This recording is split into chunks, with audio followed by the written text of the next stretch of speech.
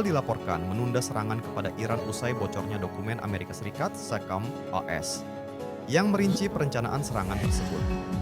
Laporan tersebut dimuat dalam surat kabar Inggris The Times pada Kamis, 24 Oktober 2024. Mengutip sumber intelijen, Israel disebut khawatir jika dokumen yang bocor akan membantu Iran memprediksi pola serangan tertentu.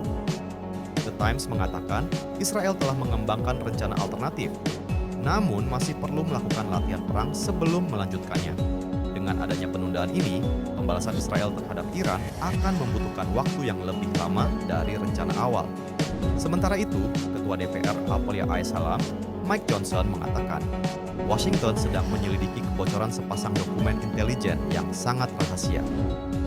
Dalam dokumen yang beredar disebutkan bahwa Israel sedang mempersiapkan amunisi dan drone pada 16 Oktober 2024. Amunisi tersebut diduga kuat akan digunakan untuk menyerang Iran sebagai pembalasan atas serangan rudal awal bulan ini.